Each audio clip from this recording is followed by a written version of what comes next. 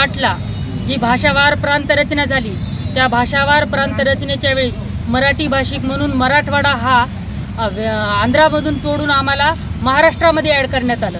ज्यावेळेस महाराष्ट्रात ॲड केलं त्यावेळेस आंध्रामध्ये आम्ही शेड्यूल ट्राईबमध्ये होतो। मग शेड्यूल ट्राईबमध्ये आम्हाला ॲज इट इज तिथल्या नोंदी इथं आम्हाला भेटल्या नाहीत, ॲज इट इज तिथलं आरक्षण शेड्यूल ट्राईबचं आम्हाला इथलं भेटलं नाही। इथल्या काही जातदांडग्यांनी आमच्यावर अन्याय केला आणि जाणून बुजून आमच्या नोंदी दाबून ठेवल्या।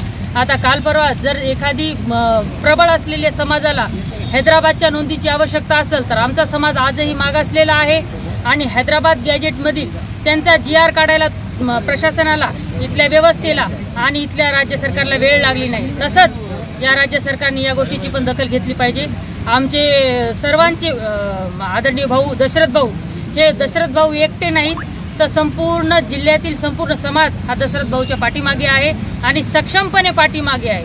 प्रशासनाने त्यांची जास्त वाट पाहू नये, लवकरात लवकर गॅजेटियरनुसार बंजारा समाजाच्या शेड्यूल ट्राईबच्या नोंदी त्यांनी काढाव्यात, यासाठी त्यांनी लवकरात लवकर GR काढावा, नाहीतर हे आंदोलन आणखी तीव्र होईल। आणखी तीव्र याचे पडसाद प्रशासनाला आणि इथल्या व्यवस्थेला, इथल्या राजकीय सत्तेमध्ये बसलेल्या डोमकावळ्यांना पण याचे पडसाद भोगावे लागतील, एवढे मी सांगते। ॲडव्होकेट साधना राठोड, जय महाराष्ट्र। मराठवाडा मुक्ती संग्राम दिन आहे। आम्ही निजामाच्या पायदळी तुडवलो होतो, निजामाच्या आगीतून निघून कुपाटात अडकवल्यासारखं आम्हाला इथल्या सरकारनं केलेलं आहे। मग हा मुक्ती संग्राम दिवस आम्ही कसा साजरा करायचा? आम्ही निश्चितच सबंध बंजारा समाज 17 सप्टेंबर हा काळा दिवस म्हणून साजरा करणार आहोत।